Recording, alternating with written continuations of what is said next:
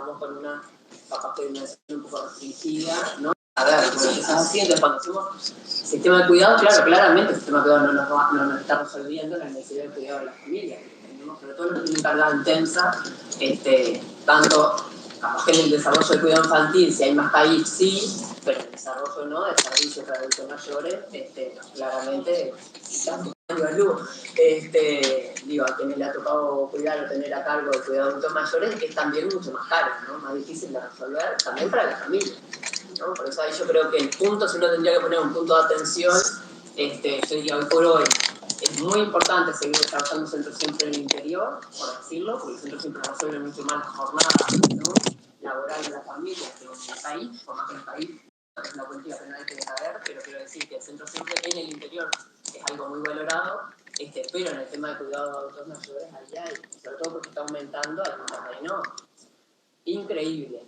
Aquel que le haya tocado cuidar personas en situación de dependencia severa, me ha tocado con mi madre y con mi padre, la verdad que genera toda una cuestión tanto de tensión, de estrés y económica muy fuerte. Así que bueno, nada, esto también para dejar a las demás compañeras, tener siempre en la cabeza también el tema de la flexibilización de las medidas, ¿no? Que a veces creo que nos ha pasado cuando uno va a implementar medidas tiende a ser como muy estanco, ¿no? Por ejemplo, pasa con la licencia para el cuidado recién nacido, ¿no? Que son como algo que capaz que en la génesis tampoco estaba pensado así, pero después en el momento de la implementación siempre se va como a esto, ¿no? Como a definir cosas como muy rígidas, ¿sí? Que a veces no se adaptan a los distintos sectores de actividad ni a las distintas intereses y necesidades de la familia.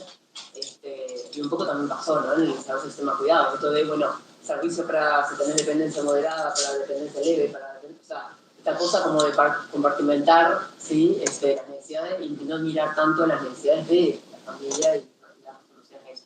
Creo que eso se da por un tema también de practicidad en la implementación de la política pública, pensándolo desde afuera, ¿no? Pero de lo que uno puede ver que eso puede tener como ese tipo de explicación.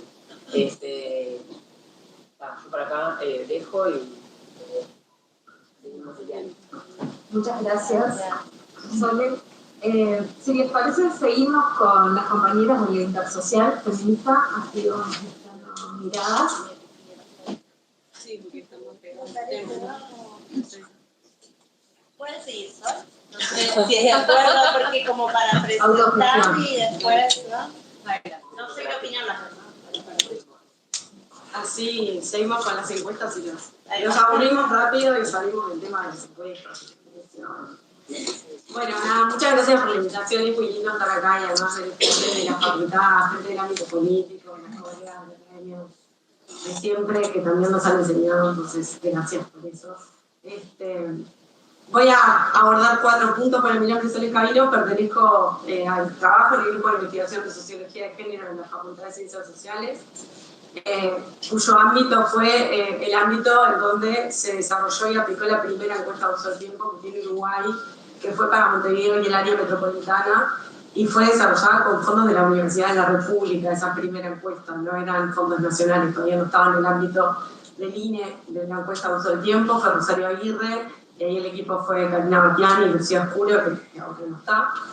Y luego sí, en 2007, como ya dijo Sole, y 2013, y ahora recientemente en 2021, pero en una modalidad distinta, en 2007 y en 2013 se aplicaron encuestas de uso del tiempo a nivel nacional como módulos de la encuesta continua OARS. En esta no tenemos el gusto de que la encuesta sea un módulo de la encuesta continua OARS, y hoy no tenemos el gusto porque no podemos sacar provecho de todas las variables que releva la encuesta para vincularlas con el trabajo no remunerado, es una encuesta independiente. No me voy a centrar mucho en eso porque creo que Sole ya habló bastante, pero me gustaría sí como reforzar un poco esto de qué son las encuestas de uso de tiempo, ¿no? ¿Para qué nos sirvieron? ¿Para qué nos sirven? ¿Por qué tienen que seguir existiendo? Perdón, me voy a poner el cronómetro porque si no me va a pasar. ¿Cuáles son las lecciones aprendidas que tenemos de las encuestas de uso de tiempo y qué problemas conocemos que tienen? ¿Qué problemas suscita? Y ahí sí me voy a meter más con el cuidado, medir el cuidado dentro, como un componente dentro de la EUT y no de manera específica, que es hacia donde está yendo el mundo, hacer encuestas de cuidados y no de trabajo no remunerado en general. Nosotros en el grupo de investigación en 2019 hicimos la encuesta de estrategias de cuidado para Montevideo y el área metropolitana. Está bastante oculta, la verdad, pero propuesta metodológica en sí misma. Y al final quería hablar un poco de esto de valorizar o no el trabajo no remunerado, si nos sirve, de qué manera, y vincularlo con las políticas públicas. Entonces, las encuestas de uso de tiempo son un instrumento metodológico que nos sirvió para visibilizar el trabajo no remunerado en esta discusión de el sesgo epistemológico que suponía considerar, homologar el trabajo a empleo, o sea, considerar que el trabajo era solamente aquello que se vende en el mercado laboral o que se intercambia como un bien o servicio por un dinero o algo en especie. Y esto es una crítica que viene haciendo las feministas desde hace 150 años, dicho de distintas maneras, con distintos nombres, en distintos contextos epocales, pero lo venimos diciendo, se lo decían, o sea, podría citar ejemplos históricos muy graciosos, no lo voy a hacer, pero es esto de, bueno, entender que el género es el trabajo, el género conceptual, y en todo caso hay dos especies, el que está remunerado y el que no. Y por eso acá también me interesa pensar en si tenemos que pensar este tema desde una perspectiva mercadocéntrica.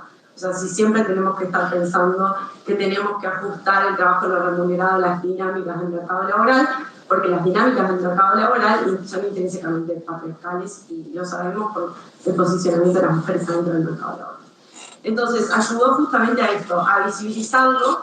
Para visibilizarlo hubo que hacer una movida teórica que fue de mostrar que, por ejemplo, el trabajo no remunerado tenía un costo de oportunidad, igual que el trabajo fabril, en plan, el escafordista que era reemplazable, ¿no? Que para hacer una pascualina le podés hacer vos, la puedo hacer yo, que mientras que hacemos la pascualina no podemos hacer otra cosa, y que hay una división social específica de ese trabajo, que era una división sexual, mujeres a la casa, varones al ámbito público, a ser los hombres independientes de la ciudadanía, ¿no? Los ciudadanos. Y esta definición de trabajo fue, obviamente, más adelante en el tiempo asumida por la Organización Internacional del Trabajo, que reconoce que el trabajo son todas las actividades que en unidades económicas porque realizan personas de cualquier sexo a fin de producir bienes o servicios para el consumo de terceros o el autoconsumo. Entonces, finalmente estamos hablando de la producción de bienes y servicios para el bienestar, y típicamente se distingue el trabajo doméstico, las tareas del hogar, de limpieza la casa, etc., del trabajo de cuidados, que es un concepto en discusión. O sea, ¿cuáles son los bordes de ese concepto? Está en constante tensión ahora, por ejemplo, con el auge del ecofeminismo. Es como, bueno, ¿hasta dónde va el concepto de cuidados? ¿Hasta dónde lo mido? ¿De qué manera? ¿Me centro en las personas? ¿Por qué me centro en las personas cuando es en política pública? Pero sobre todo el trabajo de cuidados tiene un problema que es que termina estando definido por la población a la que atiende. Es decir, tiene un problema como justamente de lógica, ¿no? O sea, defino el cuidado porque cuido a un niño. Entonces, ¿es el niño el cuidado o el cuidado es una actividad que se hace para el niño? Y hay un tema con cómo queda capturado el trabajo no remunerado a la población que defino que lo tiene que recibir, ¿no? Y ahí después los problemas de la gestión de las políticas públicas que se dirigen a personas de 80 años y más, entonces tenemos una cobertura de menos del 3% de las políticas de atención a la dependencia. Y también está el trabajo voluntario, el trabajo político, el trabajo en organizaciones sociales, el voluntariado para iglesias, las ollas populares, el trabajo sindical, que también es parte del trabajo no remunerado, y está ahí medido en las encuestas de uso del tiempo. Ahora, las encuestas de uso del tiempo justamente lo que hacen en América Latina es medir listas de actividades que están consensuadas en codificadores internacionales. Entonces, tienen algunas problemáticas o limitaciones. En primer lugar, porque miden el tiempo que haces cosas, ¿no? No miden, por ejemplo, y ahora pongo un ejemplo de esto, la carga mental que supone planificar el tiempo para hacer esas cosas.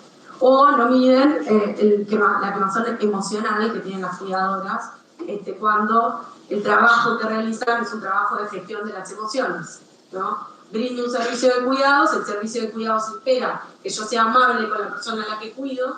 Yo estoy harta, tengo ira, estoy cansada de trabajar y quiero gritar, entonces tengo que reprimir esa emoción para no gritar. Hay todo un trabajo emocional que también lo estudia, lo desarrolló mucho Hochschild, que está ahí metido en el centro del concepto de cuidados y que lo hace significativamente distinto al concepto de trabajo doméstico, que tiene que ver con la producción directa de los bienes y los servicios en el hogar. En la práctica están implicadas nuestras compañeras afrofeministas, siempre nos dicen ustedes en la academia quieren diferenciar lo doméstico de lo cuidado, y en realidad estamos haciendo todo al mismo tiempo, que es de lo que hablaba Sol, en la simultaneidad de tareas, pero analíticamente sí que el componente vincular y emocional es un componente muy distintivo del trabajo de cuidados.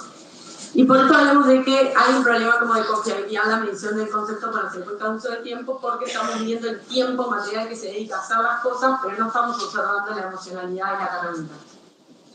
Entonces, estas encuestas de uso de tiempo permitieron evidenciar la magnitud del trabajo no remunerado, reconocer la visión sexual del trabajo, fueron centrales y son centrales para la elaboración del conocimiento y sobre todo para avanzar en las políticas de igualdad de género. Pero aprendimos que las formas de relevamiento son importantes. Por lo común, una persona contesta por todo el hogar y eso supone sesgos para medir efectivamente cuánto tiempo dedica cada uno de los integrantes del hogar. La medición de hogares particulares es un sesgo en sí mismo, porque hay trabajo no remunerado que se hace en los hospitales, que se hace en las cárceles, que se hace en el trabajo. La que organiza la colecta para el compañero que cumple años es una señora que está haciendo trabajo no remunerado con el colectivo en el trabajo y no le va a caer el encuestador del INE para preguntarle qué tipo de trabajo está haciendo por su colectivo laboral en ese momento. Y se nos pierde mucho el vínculo entre los hogares particulares, los hogares colectivos, otros espacios públicos en donde sucede la mágica creación de la sostenibilidad de la vida. También tenemos el problema de la recordación, o sea, preguntamos por el día anterior. Yo les preguntaría a ustedes si ustedes se acuerdan cuántos minutos dedicaron ayer a lavar los platos. Yo no, seguro que no.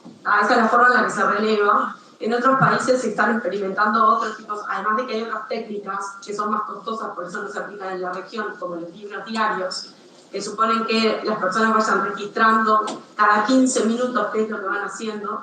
Ahora en el Center for Time Use Research, que es de Oxford y que yo lo sigo porque tienen 1000 años, tienen muy buenas encuestas, están haciendo como videitos, o sea, le piden a la gente que filmen y saquen fotos de su día a día, entonces están haciendo como diarios biográficos con registros con los celulares y están probando cronometría con aplicaciones para ajustar mejor las medidas y poder tener una medida un poco más precisa de ese trabajo no remunerado. Ahora en Uruguay preguntamos cuánto dedicaste el día anterior a hacer tal cosa. Las poblaciones, que ya le decía Sole, son un grave problema para nuestro conocimiento y acá mi caballito de batalla siempre son las personas mayores y no estamos midiendo el tiempo de cuidados que dedicamos a las personas mayores porque tampoco estamos midiendo muy bien cuáles son las poblaciones en situación de dependencia severa, moderada y leve, porque tenemos una encuesta que nos dice que tenemos un 5% de personas en situación de dependencia y la siguiente ola nos dice que tenemos un 17% de personas en situación de dependencia. Entonces, ¿cuántas hay? ¿5% o 17%? Por favor, vamos a ponernos de acuerdo y empezar a medir esto un poquito más ajustadamente.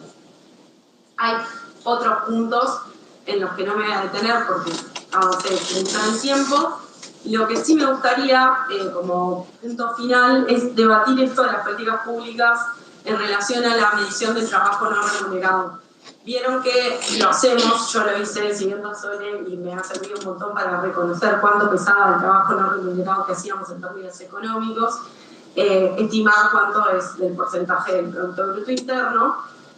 El tema es que esa estimación se hace por el costo no de oportunidad, sino de reemplazo, y entonces le imputamos el valor hora que una trabajadora de cuidado en domicilio tendría en el mercado, ¿no?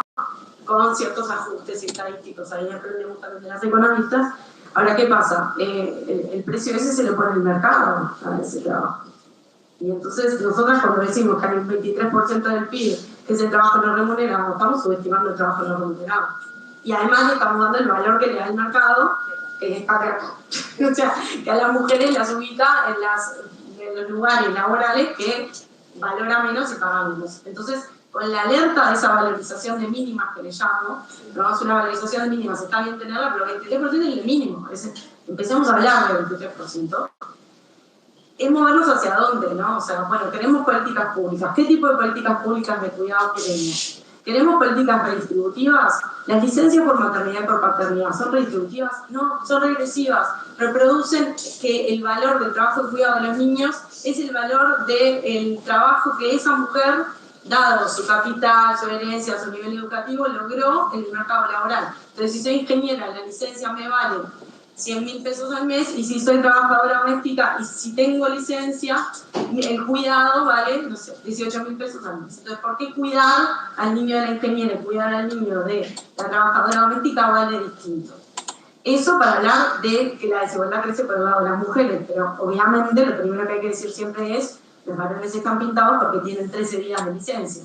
Entonces, es una máquina de reproducir desigualdad. Tenemos que empezar la política de cuidados intrínsecamente en el mercado laboral, o tenemos que movernos definitivamente a pensar cómo vamos a hacer para ampliar servicios y ampliar el estado de bienestar. Esta discusión cuesta mucho. Yo siempre traigo el ejemplo del sistema educativo. No siempre hubo un sistema educativo en la historia. Hubo un momento en que la gente dijo: está bueno que las madres dejen de enseñarle a los niños de manera privada dentro de los hogares, y esto tiene que ser un asunto del estado de bienestar. Bueno, estamos en el momento de empezar a colocar el sistema de cuidados y la discusión sobre el sistema de cuidados como un componente central, transversal, bla, bla, bla, todo lo que ustedes ya saben, que yo no se lo voy a repetir, pero central para la igualación de oportunidades. O sea, no hay manera, no puede seguir cayendo sobre los hombros de las mujeres en el ámbito no remunerado, porque además es una máquina de reproducir desigualdades.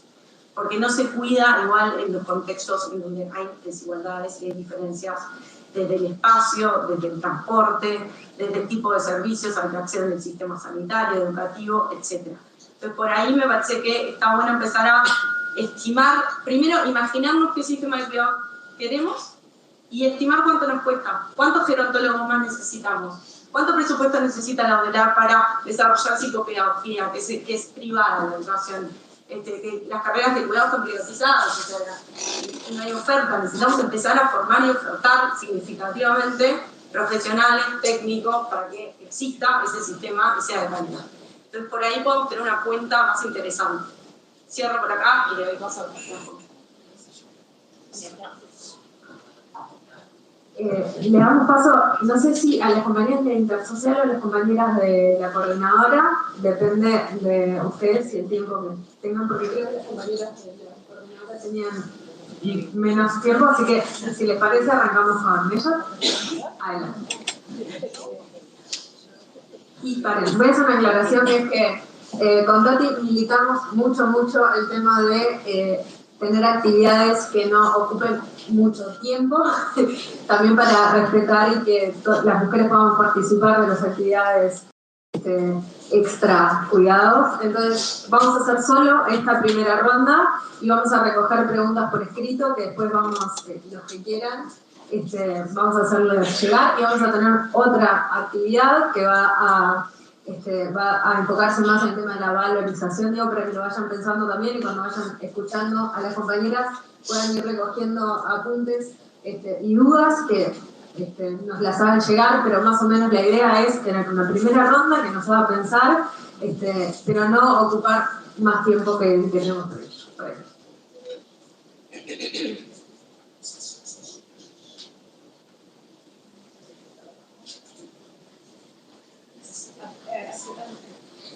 Hola.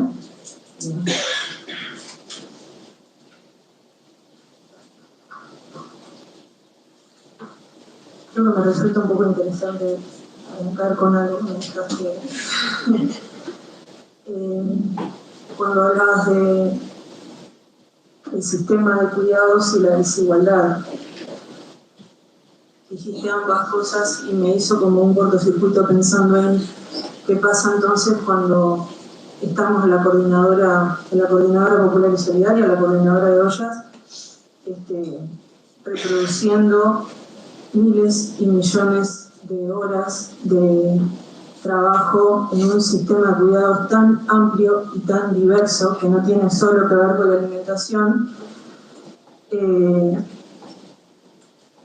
cuando partimos esencialmente de una temática que no deja de reproducir la desigualdad. ¿Qué pasa cuando una cosa está tan esencialmente conectada con la otra? Es de una complejidad absolutamente inabarcable y dolorosa, sin lugar a dudas. Y sobre todo cuando participamos miles de compañeros y compañeras, pero sobre todo compañeras. Estamos hablando en el caso de la Coordinadora Popular y Solidaria, alrededor del 60-70% de quienes sostenemos la soberanía independiente a nivel nacional. Estamos hablando de alrededor del 70% de quienes sostenemos la soberanía popular que somos mujeres y que realizamos, según una medición del año pasado de los compañeros y compañeras de Solidaridad, alrededor de 40.000 horas semanales de trabajo voluntario que van desde, no sé si todos y todas conocen cómo funciona la organización, van desde conseguir los insumos, cada uno de los insumos, en este momento ninguna de las ollas recibe ninguna ayuda del Estado, ya desde el comienzo y hasta el año pasado muchas de las ollas igual no recibían, por definición de los vecinos y vecinas no recibían ninguna ayuda del Estado, entonces esto va siempre desde la recolección de todos los insumos necesarios, la articulación, la organización, cocinar propiamente, conseguir los espacios para hacerlo, organizar la salida y dentro de eso, por eso decía recién que es como inabarcable la dimensión del sistema de cuidado, porque dentro de eso también entra ponerle la oreja a toda la gente que llega a servirse el plato de comida, gente que tiene hambre, que no tiene problemas de alimentación o porque no está comiendo bien, gente que realmente de repente llega a la olla cuando hace 3-4 días no come. Ponerle la oreja a esos vecinos y a esas vecinas, ponerle la oreja sobre todo mucho a las vecinas que vienen de hogares donde la están pasando mal y la están pasando mal por cuestiones de violencia también, generadas por toda la situación que viven, atender a los niños y a las niñas que también se acercan, o sea, es un cúmulo de situaciones en las ollas, sobre todo de esta zona, la zona centro-sur de Montevideo, la complejidad con la cantidad de vecinos y vecinas que tenemos que viven en situación de calle y con consumo problemático de drogas que se acercan a las ollas. Entonces, bueno, es un sistema de cuidado que es como inabarcable, porque pasa creo que por todas las fases imaginables, y de una profundidad inmensa. En ese lugar, a nivel de barrio, lo conversamos muy mucho con Brenda, a nivel de barrio, más allá de todas las organizaciones sociales y culturales y sindicales que puedan existir, nosotros consideramos que este espacio está resultando como una potencia importante a nivel organizativo, a nivel de cualquier vecino y vecina que se suma a la organización. Pero claro, dentro de esta organización que estamos obteniendo, se siguen reproduciendo las horas de trabajo no remunerado. En espacios donde la diversidad es tan grande de vecinos y vecinas que integramos nuestra organización, la diversidad es tan grande que encima muchas de las vecinas que volcamos en la organización de la CPS, horas de trabajo no remunerado, tenemos la suerte de poder tener un laburo y poder salir adelante en nuestras vidas con nuestro laburo. Aunque yo trabaje 8 y dedique 12 a la olla. Trabajé 8 remuneradamente y dediqué 12 en mi día a la olla, todos los días de la semana. Pero además, hay muchos vecinos y vecinas que o trabajan de manera informal y trabajan un día sí o un día no, o hay muchos vecinos que directamente no tienen trabajo, la gran mayoría en algunas de las redes de ollas de Montevideo, no tienen trabajo con quien sustentarse y además vuelcan muchísimas horas de su tiempo al trabajo no remunerado en las ollas para poder salir la olla adelante todos los días, para poder comer sus vecinos y vecinas y para poder comer su familia. Entonces se transforma como en un círculo que no tiene nunca final. Dentro de este contexto, nosotros y nosotras en esto de autopensarnos, reflexionar sobre nosotros mismos, intentar organizarnos todo el tiempo más allá del plato de comida, estamos intentando promover en todas las redes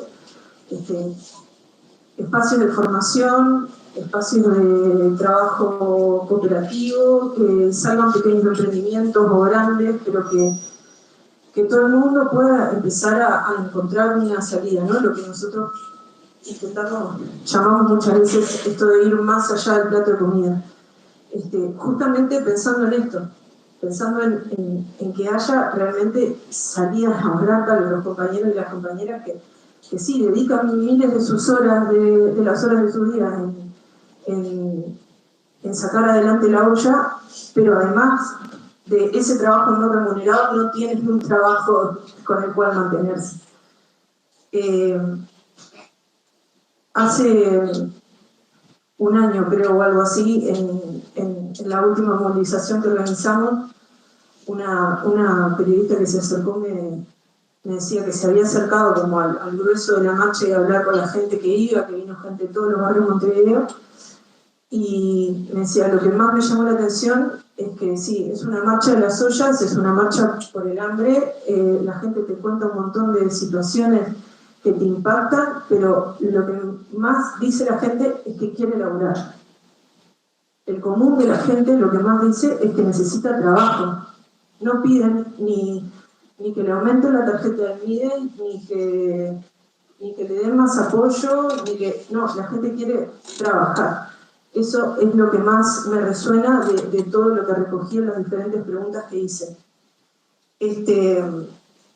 Y es justamente lo que nosotros y nosotras sentimos como organización, que la necesidad en este momento pasa por ese lugar. Sí, volcamos cientos de miles de horas en trabajo no remunerado dentro de la organización y viendo como potencia esta organización que estamos logrando tener a nivel de base de barrio, estamos intentando sacar adelante por aquellos compañeros y compañeras que además de volcar todas estas horas de trabajo no remunerado, realmente no tienen con qué sostenerse. Ni que hablar de los vecinos y las vecinas que se acercan a la olla a buscar el único plato de comida diario al día. Ni que hablar de eso. Diana, ¿vos querés comentar algo?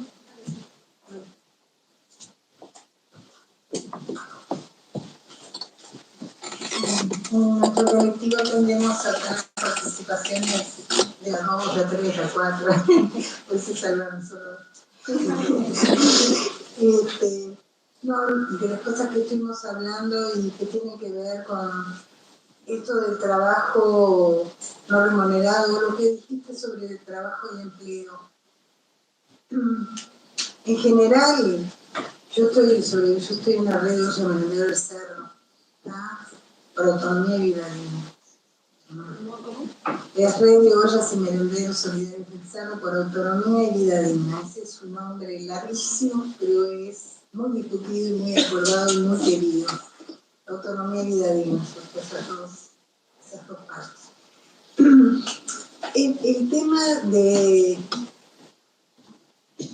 En la red del Cerro, en la red del Quilateca, en la red de las que conozco más, como también la del 18, la transferencia de saberes populares de otras, yo soy usuario de salud, por ejemplo, y estoy en la red del Cerro, los saberes de otras organizaciones, de tradiciones de lucha comunitaria, se han mezclado en la Coordinadora Popular y Solidaria, y hay una mezcla de saberes que son una potencia y un capital que es necesario visualizarlo para toda política que se piense a futuro. No hay política posible en cuidados, en lo que sea, en abordar los temas de trabajo, en abordar cualquier tema social que sería un error garrafal. Algunos, como el ministro Lema, nos quiso liquidar, nos quiso anular esta capacidad de organizarnos, de juntarnos, que era...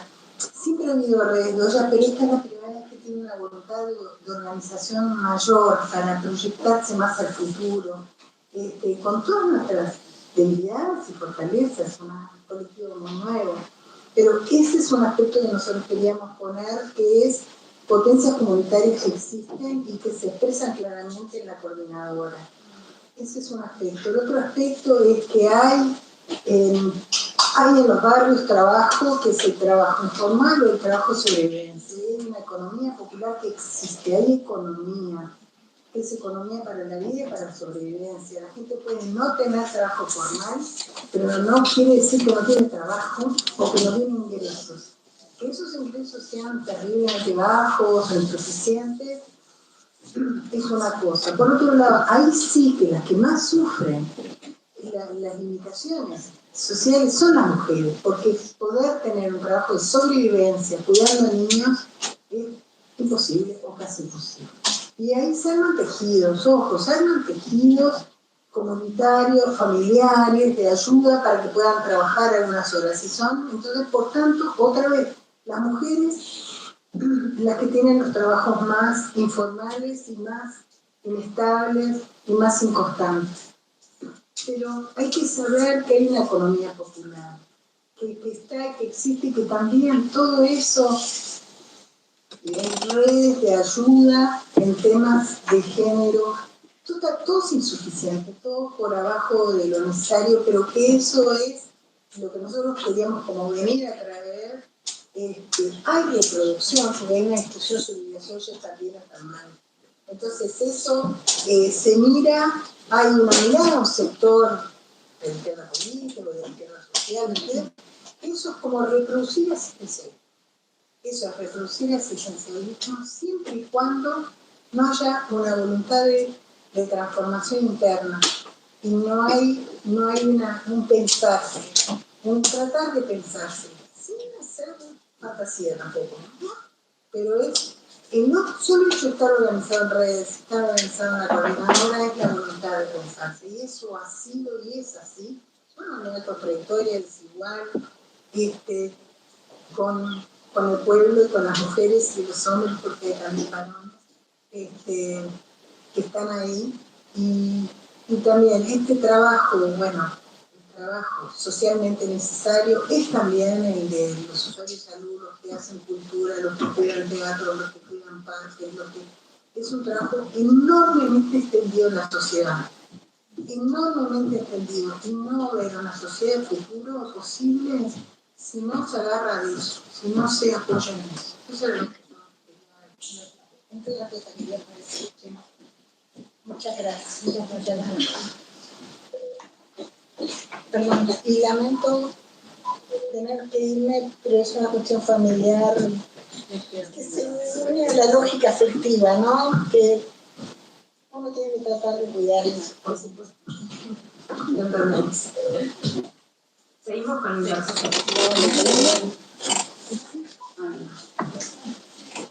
Bueno. ¡Esa es mi mamá!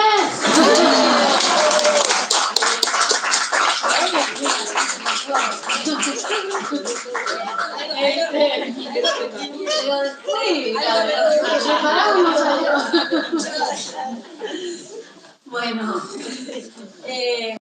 voy a comenzar agradeciéndole a mi hija Emi porque me acompaña hoy y todos los días.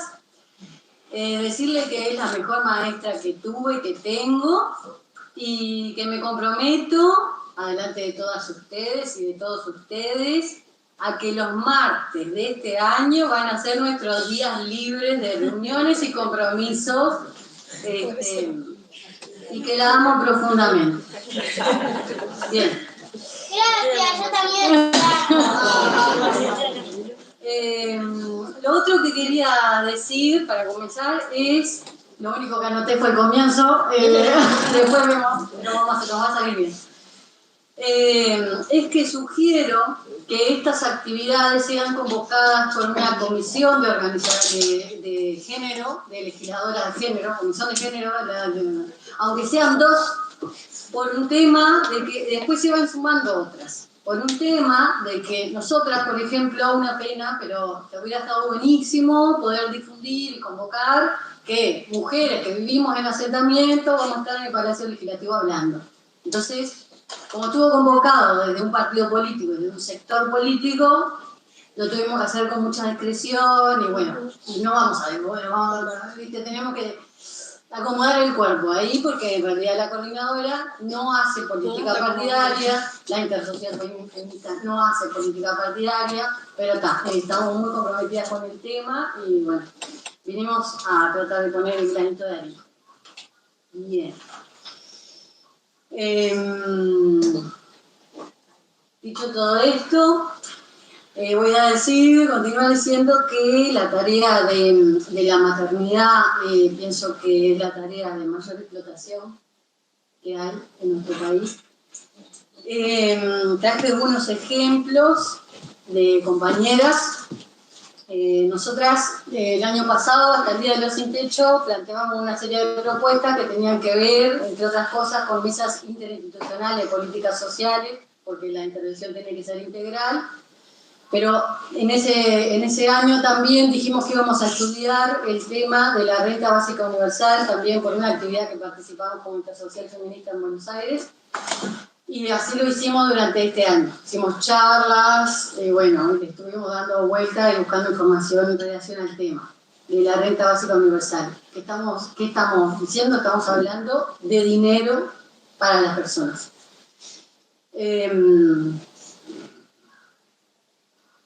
Primero, aclarar, no porque seamos vagas, porque existe la afrofobia, racismo, como ya sabemos, e incluso se nos ha metido a nosotras mismos dentro de la cabeza, que nosotras estamos haciendo generalmente 2, 3, 4, 5 tareas, entonces decimos, ay no, pero yo no hago nada, y entonces yo las miro y digo, ¿cómo que no hacen nada? Estamos haciendo 4 tareas en este momento.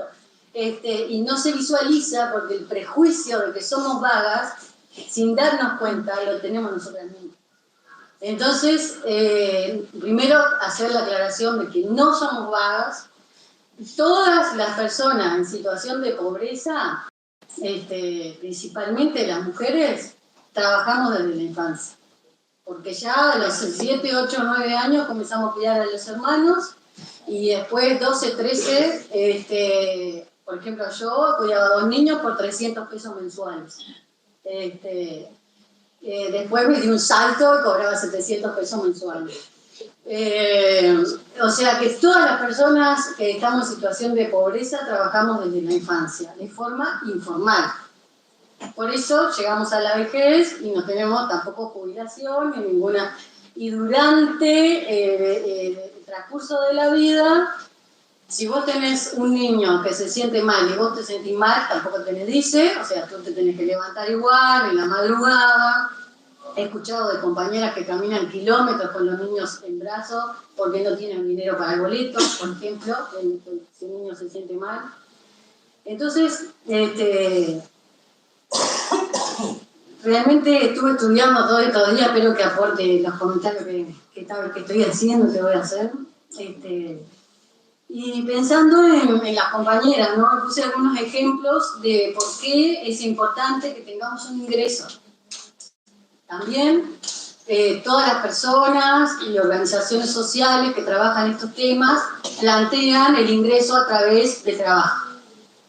Nosotras no estamos de acuerdo con eso. ¿Por qué? Porque trabajamos todas desde la infancia, pero vendiendo drogas, trabajo sexual, vendiendo el otro día, por ejemplo, Angélica me dijo si podía conseguirle una entrada para salir a un lado o algo, porque todas las vacaciones del niño estuvo el niño sentado en la feria mientras que ella vendía ropa usada. Y a veces hacía 50 pesos. Entonces, tenemos trabajo, sí. Eso, o sea, toda la vida, porque comer comemos, o sea, si no, no hubiéramos muerto. Pero son trabajos súper precarios, ¿no? Que no dignifican a la persona esos trabajos, ¿no?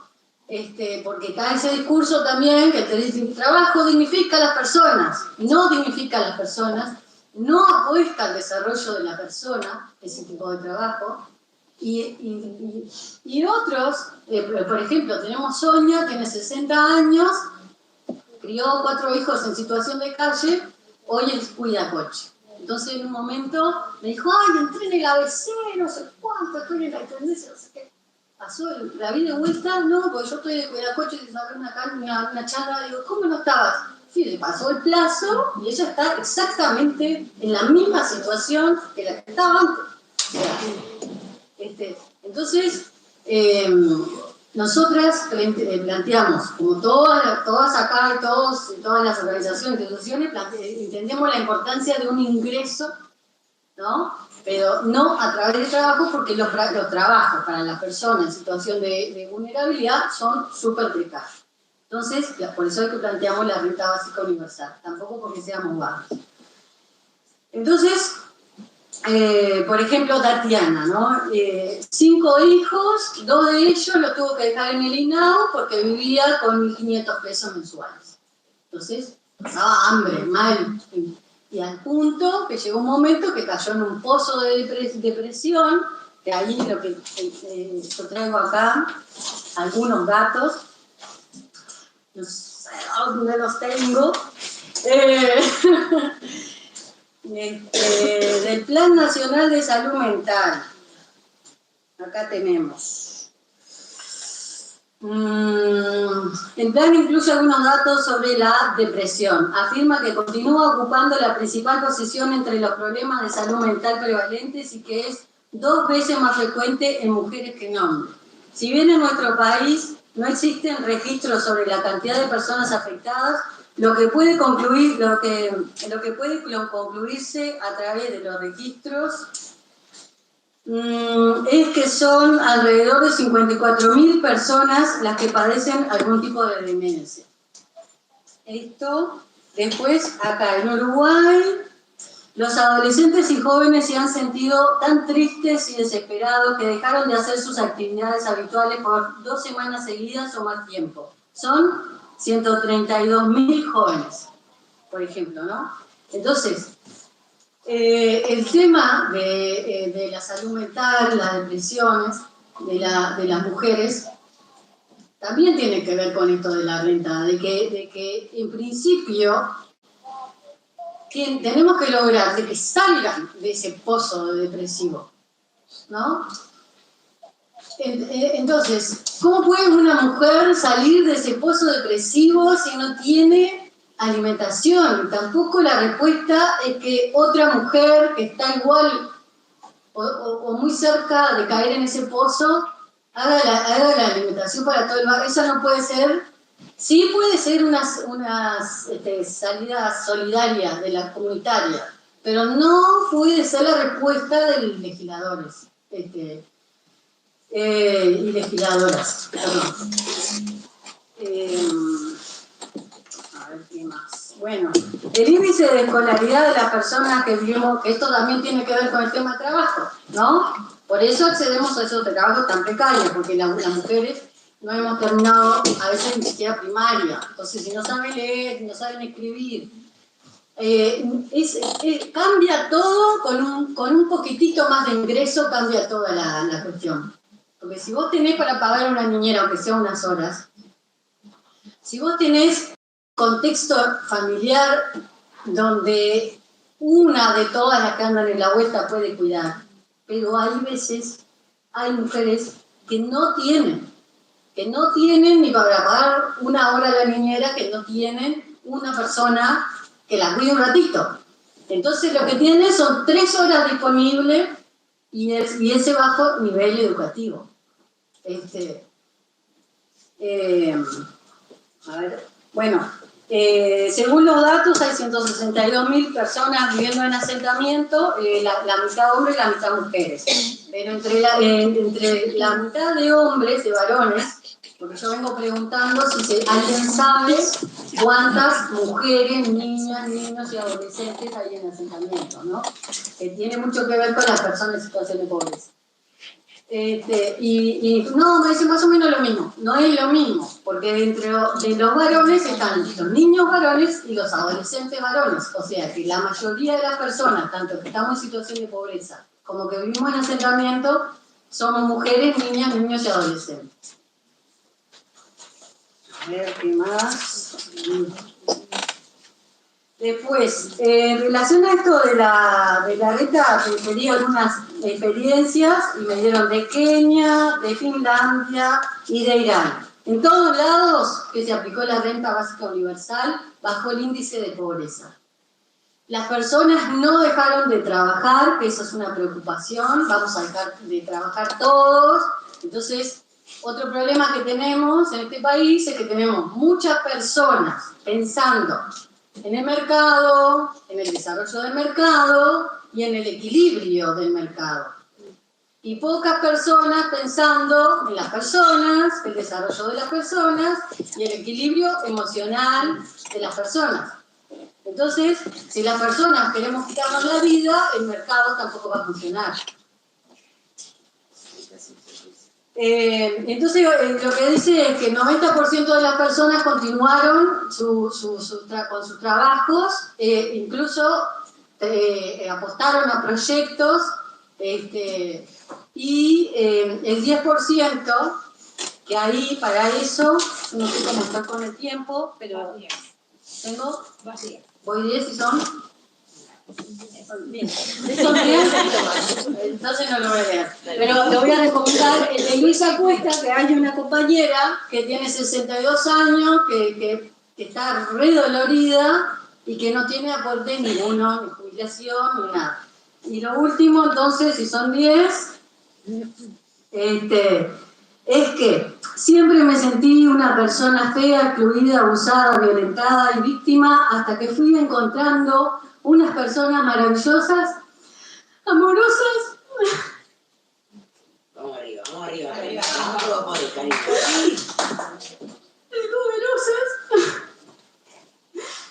que se hacen llamar mujeres de la Coordinadora Nacional de Asentamientos. Y vi que era igual a ellas. Gracias.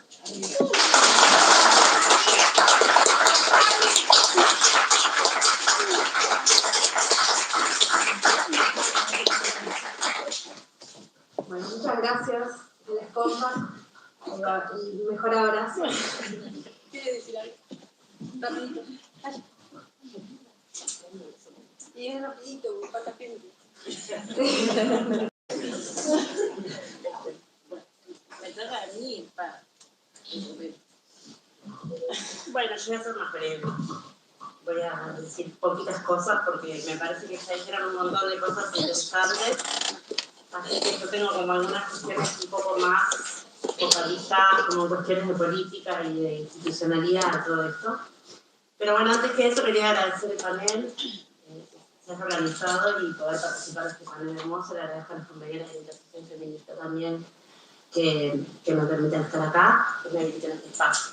También queríamos saludar, vengo con deberes, celebrar el Premio Nobel de Economía de una mujer que ha dedicado su vida a estudiar la brecha de género en el mercado de trabajo, Claudia Goldin, que bueno, es de la Universidad de Harvard. Nos quedan cosas por hacer, pero al menos están llegando algunas, así que eso también es importante.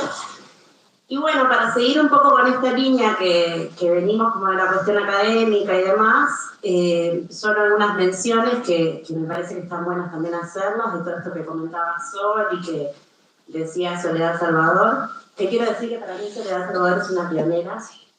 Realmente las primeras discusiones que leí sobre las cuestiones que tenían que ver con los sesgos de género en las cuentas nacionales fueron justamente los trabajos de Soledad Salvador.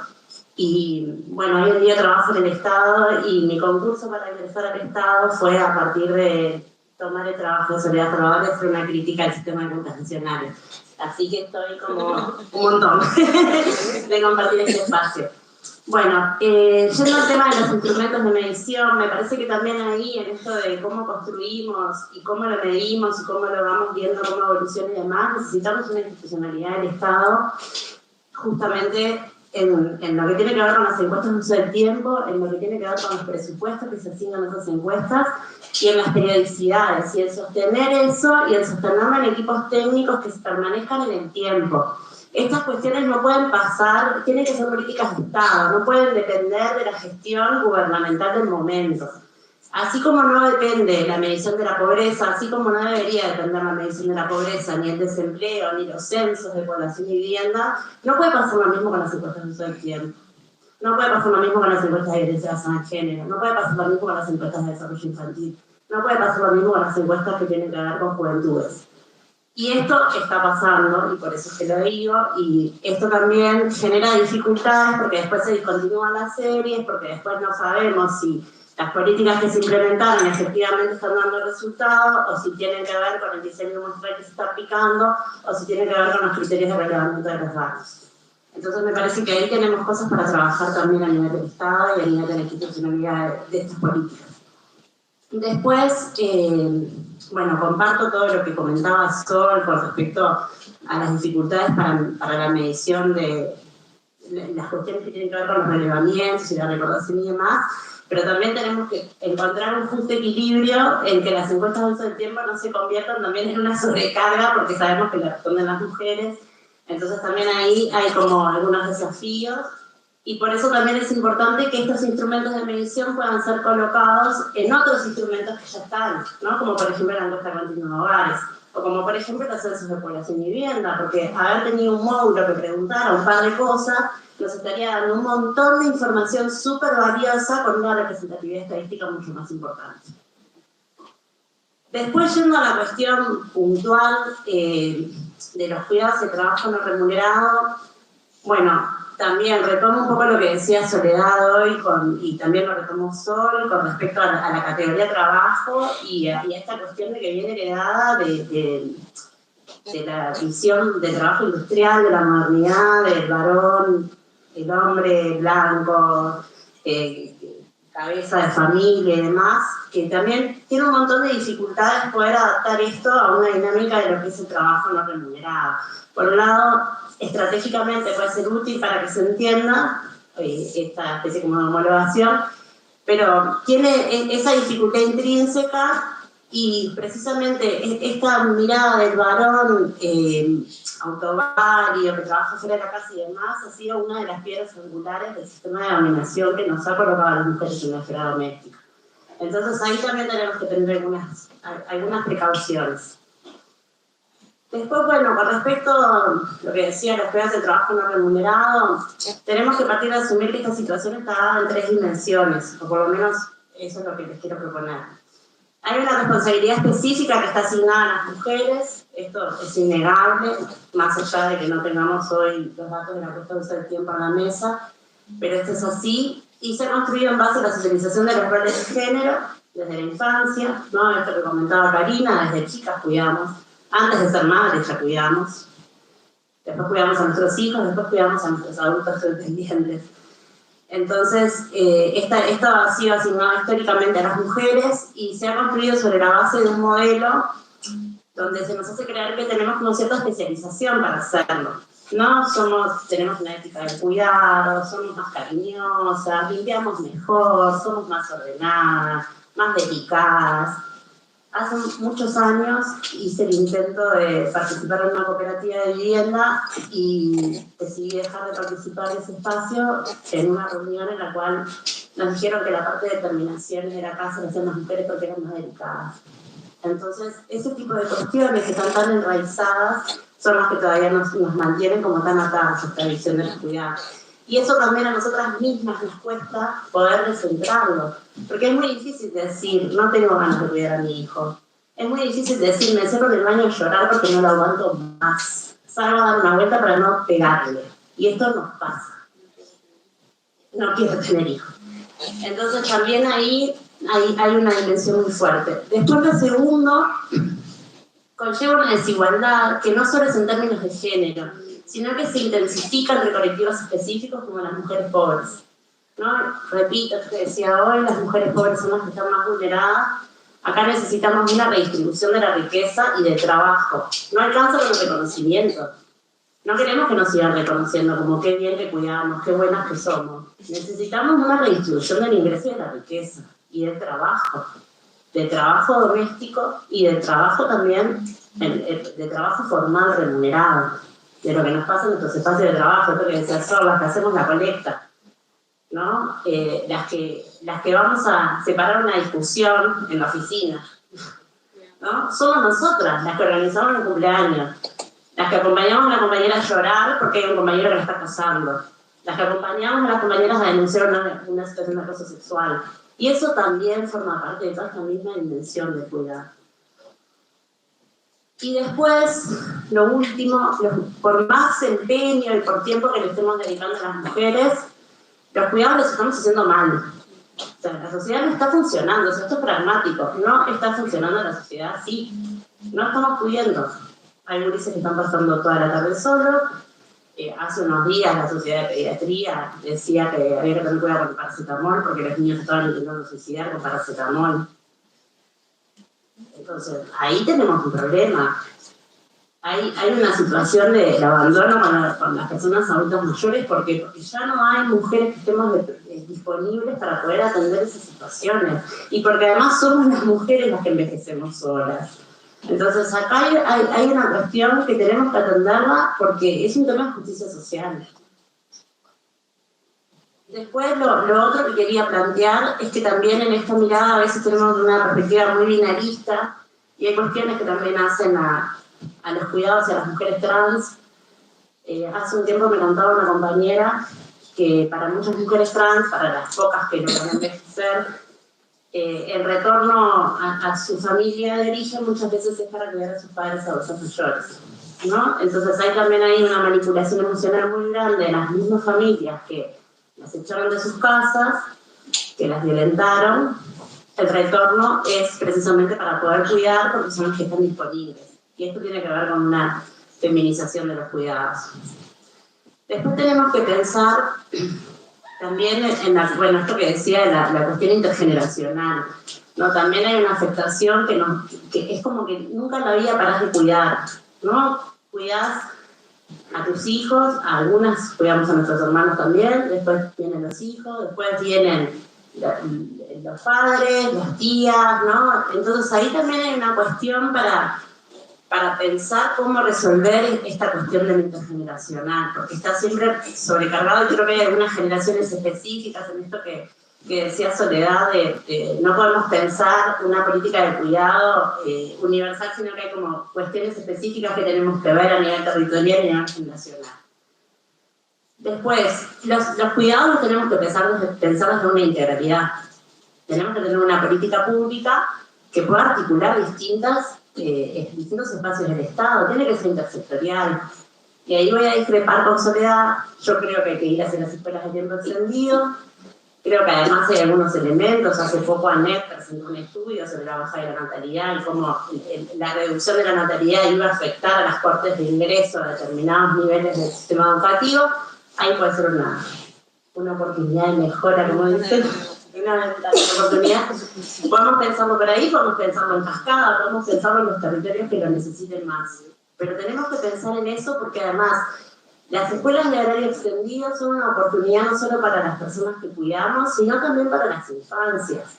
Compartir tiempo con sus pares, poder desarrollar actividades quienes no tienen la capacidad de poder pagar un club, quienes no tienen la capacidad de poder pagar idiomas o cualquier otro tipo de actividades. Ese es un espacio en el cual se puede concentrar todas estas cosas y también dinamizar la vida de muchos gurises que además, con la reducción en el número de hijos que estamos teniendo las mujeres, hay también menos tiempo disponible para estar con pares para muchos gurises. Entonces esto también puede ser una oportunidad en ese sentido. Como dice mi hijo, el verano es muy lindo porque el día es muy largo y se puede hacer más tiempo en la plaza, pero faltan los amigos de la escuela. Entonces también tenemos que pensar que la escuela no puede parar en diciembre y arrancar en marzo. En el verano pasan un montón de cosas y tiene que haber lugares para que los gurises puedan socializar, para que puedan estar cuidados, porque sabemos que la escuela es un factor de protección para las infancias, lo sabemos. Sabemos lo que pasó cuando la pandemia, no estuvimos, en términos generales, Para las niñas en particular, es importante poder sostener la escolarización. En esto que planteaba también de pensar la integralidad de los cuidados, y yo con esto voy terminando, hay otras cuestiones que también se pueden atender, como por ejemplo lo que tiene que ver con el diseño urbano. No, ahora escuchamos como todos los enfoques que tienen que ver con el urbanismo feminista, que son súper potentes, que traen un montón de herramientas para pensar, pero estas herramientas no las podemos pensar solo en el centro de la ciudad. O sea, tenemos que pensarlo, tampoco puede estar solo filtrado a la capital, ¿no? Esto tiene que poder atravesar los distintos territorios, tenemos que pensar llevar los servicios a los lugares donde viven las personas que están en peor condición. Facilitar la movilidad cotidiana para las mujeres que viven en los asentamientos es clave. Esto que decía Karina, de mujeres que tienen que caminar kilómetros con un niño en brazos, bajo lluvia. Si vives en una casa de chapa y tenés una conexión precaria de la electricidad, el riesgo de vida para esas mujeres y para esos niños es un montón. Y no estamos atendiendo esto, por más que yo sé que está el plan de equidad de UTE, que se han hecho cosas en ese sentido, pero son insuficientes. Entonces necesitamos también pensar en eso, porque además cuando llevamos los servicios a determinados territorios también garantizamos la seguridad, ¿no?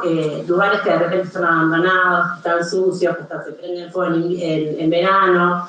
Hay un montón de cosas que se pueden dinamizar y eso también puede formar parte de una política de cuidado. No tenemos que verlo como descolgado, ¿no? O sea, los cuidados no pueden significar, resolver los cuidados tampoco pueden significar ayudas económicas para precarizar a otra mujer que cuide. Necesitamos servicios públicos, necesitamos estado de bienestar para atender esto. No puede ser con un bono o estas propuestas que hay de mujeres que llevan a sus hijos a la casa de otras mujeres que reciben una remuneración por eso para que estas mujeres que dejan a los hijos vayan a hacer un curso de INEFOP. Es tremendo, y esto pasa, esto está pasando. Entonces ahí tenemos que pensar desde una mirada como mucho más integral. Bueno, eso un poco era lo que tenía para decir. Tengo más cosas, pero creo que yo me pasé de tiempo y no me quiero exceder. Muchas gracias.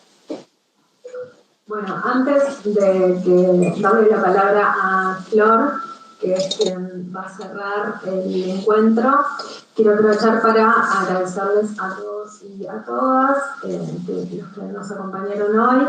No conozco a todas las personas que están acá, pero quiero hacer una mención especial por la participación de Cire, que es una compañera, colega, diputada y que aparte integra el Partido Colorado, que me parece muy importante mencionarlo porque dentro de las cosas que nos ha pasado es que nos ha costado mucho trabajar en colectivo en este periodo parlamentario y ella es una de las que intenta, claramente por su presencia lo demuestra, pero aparte atrás de bambalinas y no en actos públicos también ha logrado mucho para tejer redes entre mujeres, que es algo que es muy importante, no solo acá públicamente, sino en tratando de sostener políticas públicas.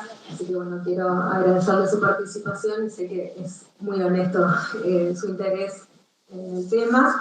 Y a todos y a todas, a Tati por la militancia todos los días, los compañeros del movimiento sindical, de organizaciones sociales, políticas, del Frente Amplio, obviamente amigos, amigas, a los equipos de trabajo, a Ana, compañera de todos los días, y le damos la palabra a Flor para que también nos dé la perspectiva de la central y el movimiento sindical sobre el tema, y vamos cerrando. Muchas gracias. Bueno, buenas tardes, buenas noches para todas, para todos y para todos. Muchísimas gracias por la invitación. Quiero saludar especialmente a quienes lo han organizado a este conversatorio, porque han traído la mirada del movimiento social con toda la sensibilidad que significa eso, pero además una mirada académica que en definitiva es la que nos va a dar esa robustez o ese sustento teórico para poder plasmar desde lo político y poder generar esto que queremos, ¿no? ¿Es trabajo no remunerado? ¿Es pago o qué? Y la frase, ¿verdad? La frase de Federici, esto que llaman amor, es trabajo no pago, y creo que esa frase en la convocatoria nos está diciendo muchísimo. nosotros lo que decimos que todo no es amor, que una cosa es el amor, cuando lo hacemos todo, los que estamos en esa etapa amorosa y dedicada, y otra cosa cuando tenemos que hacerlo por obligación, y cuando lo hacemos por obligación, termina haciendo un trabajo en la carga de las diferentes compañeras, en la carga de las mujeres. Y me parece que esa cuestión tiene que estar arriba de la mesa, porque para nosotros como movimiento sindical es más que importante hablar de trabajo, y por eso este 1 de mayo logramos colocarlo en el discurso del 1 de mayo, para que se tome en cuenta, para que se vea y para que desarrollemos estrategias. No porque las mujeres del movimiento sindical no lo hayan tomado antes. Otras compañeras hace muchos años que vienen hablando del tema del trabajo no remunerado, como se fue Anita Aguilera, puedo recordar a Alma Fernández, Alicia Pinto, Congreso 2008, las compañeras, uno lo busca en los documentos para encontrar cómo hablaban del trabajo no remunerado y cómo hablaban de lo que implicaba que debíamos reconocerlo, porque eso era terminar con una inequidad que hay en la sociedad. Porque también de eso se trata. Y yo voy a mencionar dos cosas, iba a mencionar otra, pero no se repitió, estoy como innovando.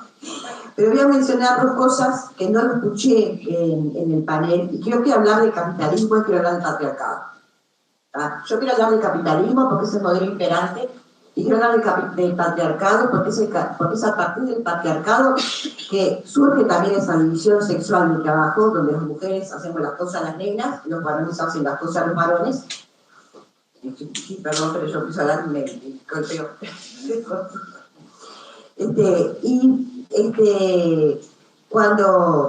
Cuando pasa eso, está claro que el capitalismo nos expropia de nuestra de todo lo que hace a la fuerza valor, pero utiliza todos los recursos naturales, y utiliza a las personas también como si fueran recursos. Y está claro que cuando ese modelo capitalista anda desde el punto de vista económico cuando ellos quieren, muchísimas veces quedan desechos y quedan personas que ellos utilizan como recursos porque no son recursos, y termina habiendo desechos en la sociedad, porque para ellos son desechos, porque para ellos las personas no valemos nada. Valemos eso, somos parte de la fuerza productiva, que eso se incrementa la riqueza, y utilizan al patriarcado, y de eso también se trata de cómo rompemos con un paradigma hegemónico que nos ha afectado sobre todo a las mujeres y a las niñeces. Y cómo, si logramos que la sociedad entera reconozca ese trabajo no remunerado, que hubo un principio que nosotros saludamos con las políticas públicas cuando aparece la cuestión del Sistema Nacional de Cuidados, eso es más que importante, es más que valorable, pero no fue suficiente para que nos puedan contemplar a todas, a todos y a todos. Nos falta muchísimo de ese lugar, pero también tenemos que pensar que todas esas desigualdades, ahora en el BCT, en esta etapa le pusimos el modelo de desigualdad, que no es porque hoy está en su mayor agudeza, capaz hoy está con mucho mayor énfasis, pero todas esas desigualdades no es que aparezcan solo hoy se acrecientan por las políticas de Estado que estamos teniendo, pero son desigualdades que las mujeres arrastramos históricamente y que nunca hemos tenido respuestas para ello. Entonces, cuando uno habla de trabajo no remunerado, después de haberlo reconocido y que uno dice, bueno, pero si es trabajo, tiene que ser pago. Entonces, yo no le llamo trabajo, lo llamo otra cosa, lo llamo asistencia, lo llamo solidaridad, lo llamo cariño, lo llamo amor, o sea, si es trabajo, es pago, pero el trabajo no puede ser precario.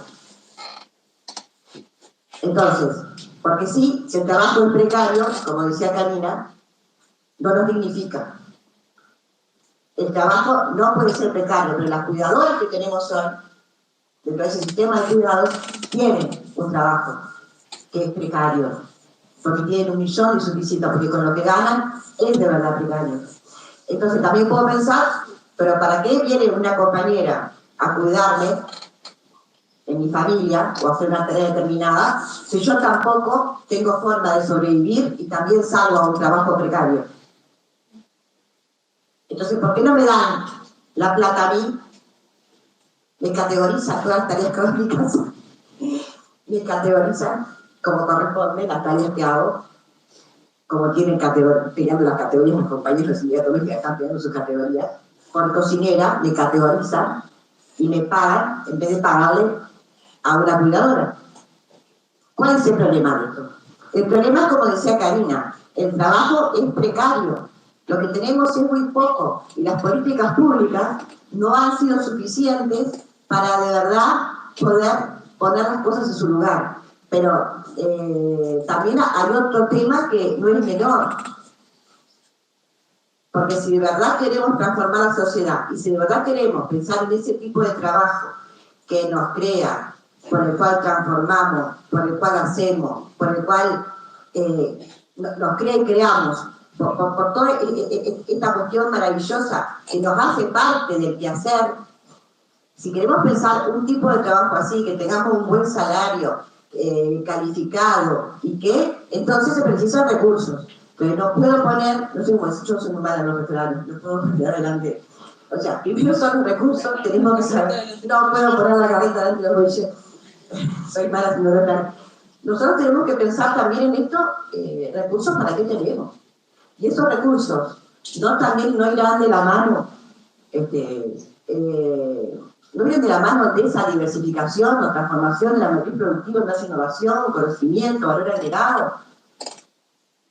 ¿O vamos a seguir con un país que potencia solamente el desarrollo económico y cuando potencia ese desarrollo económico vemos un montón de números de PBI que se elevan y te dicen per cápita y yo no sé qué, y aparece capaz recursos en diferentes políticas, pero no tenemos esa transformación que de verdad aspiramos las y los ciudadanos.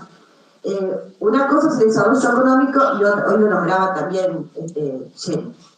Hablaba de justicia social. Bueno, nosotros hablamos de desarrollo productivo con justicia social, pero de algún lado tiene que salir la plata. Y esa plata para la justicia social va de la mano de la educación.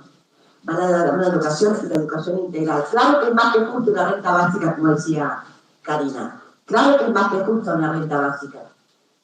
Ahora, está claro que para tener esa renta básica, cuando la precisamos, cuando la gente la precisa, cuando tenemos forma de tener empleo,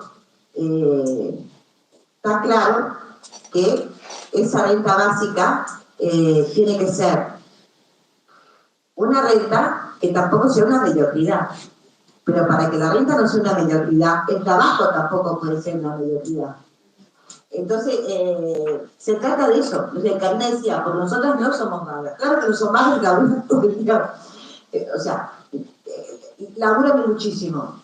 Pero por el trabajo que hacen, deben recibir una remuneración que sea de calidad.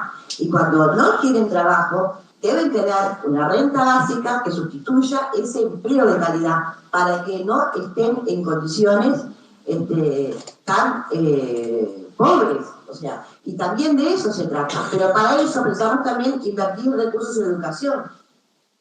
¿Por qué recursos en educación? Porque esto lo podemos entender acá, nosotras, nosotres, acá lo podemos entender. Pero miren que afuera hay quien no lo entiende. Nos puede pasar, como nos ha pasado en Argentina, que ante una renta básica determinada, después vienen otros y dicen, ¿por qué yo voy a trabajar todo el día si a él le pagan, a ella le pagan lo que me están pagando a mí por estar trabajando en un supermercado? Porque también en el supermercado hay un salario muy pobre. Hoy tenemos en Uruguay, porque también hablaban de las personas adultas, hoy tenemos en Uruguay 133.000 mujeres que tienen una pensión de 16.800 y algo por sobrevivencia, viudas. Hay 13.000 mujeres que tienen una pensión, que no es la NID después PPS, que también oscilan en ese monto, y estas mujeres no tienen absolutamente a nadie, ni nada en la vida, y por eso le dan esa pensión, que son cerca de 17.000 pesos, por gracias al mundo, que le queda hasta en 15, pero sí en esa situación. Pero también tenemos que pensar, ahí tenemos 50.000 mujeres en situación, ¿no? 50.000 mujeres con esa entrada mensual. también tenemos que pensar en las casi 90.000 mujeres que ganan menos de 15.000 pesos de salario todos los meses en diferentes lugares. Pero si a eso también le sumamos los 500, lo integramos desde el punto de vista del salario, los 500.000 trabajadores que ganan menos de 25.000 pesos, estamos hablando que tenemos una sociedad donde hay cerca de 60.000 personas que viven de verdad en una forma muy pobre. Porque nadie vive en este país. La única forma que se puede vivir así es el núcleo familiar. Y cuando hablamos del núcleo familiar, estamos hablando de los cuidados. La compensación que se da unas a las otras, el emplazamiento que existe en nuestros barrios para que las familias puedan subsistir, puedan sobrevivir juntas con montos tan pobres con los que puedan vivir. Por eso nadie paga un alquiler. Con eso las personas van a vivir un asentamiento, porque también tenemos políticas de vivienda para que las personas puedan tener una vivienda digna. Entonces, si vamos a hablar de todos los recursos que precisamos, por eso quise poner arriba de la mesa lo que hace el capitalismo, pero también lo que necesitamos, que es la transformación de la matriz productiva y otro tipo de políticas que de verdad distribuya, que de verdad haya justicia social, que no se distribuya la miseria y que se distribuya la riqueza. De eso creo que se trata, pero eso también hay una parte que es cultural. Por eso la importancia en educación, por eso la importancia en ciencia, en innovación, en ese pienso académico que nos permita a nosotros tener ese país que sean iguales, un país que sean iguales. Hoy estamos todas, yo también, con el tema de la democracia paritaria, yo también, para todos lados. Y uno piensa, bueno, ¿qué tipo de democracia tenemos? ¿Es una democracia de iguales? O sea, yo pensando en democracia paritaria y capaz que otras compañeras pensando que tienen para comer, ¿verdad? Entonces, creo que nos transversaliza la sociedad, sobre todo con esta globalización, con estos vaivenes de la economía y que nos transversaliza cuestiones muy jodidas que son desde el punto de vista cultural. Entonces, nos pueden hablar de la corresponsabilidad familiar, pero yo no me creo en la corresponsabilidad familiar, porque estoy como convencida que el 99,9% de las compañeras lo hacen todo en la casa. Y hay una cuestión que siempre les digo, por ejemplo, a los compañeros en los CNT. Los valores, todos llegan, sobre todo a la hora del discurso, como les pasa a los políticos, cuando uno los mira, ¿verdad? Uno los ve, están todos descritos, planchados y limpios. Yo dudo que los compañeros se hayan hecho la comida, se hayan acomodado la ropa, hayan pensado en qué calcetines y vengan con esas camisas blanquitas perfectas. Ahí atrás hubo una compañera, ahí atrás hubo una mujer que se hizo cargo de todo eso para que desde la esfera privada se desenvuelva a lo público como si nada y todo parezca natural. Es cultural, porque naturalizamos que todo tiene que ser así y no tiene que ser así.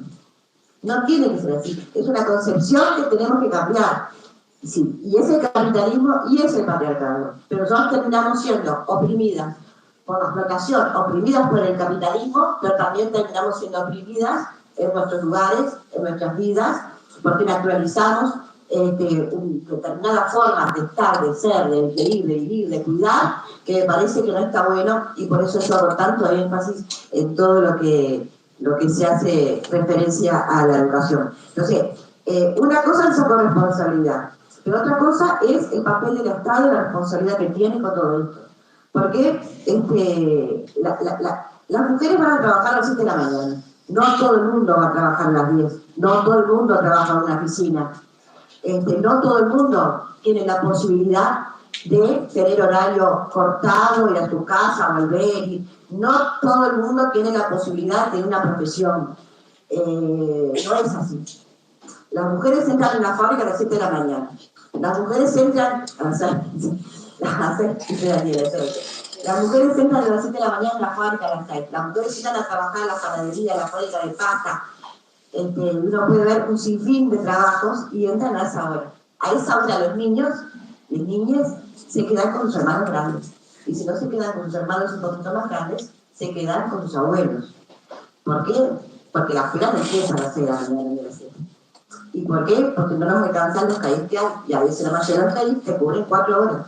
Por lo tanto, hay un niño, una niña, un abuelo, una tía, una vecina que lleva los niños al CAIF.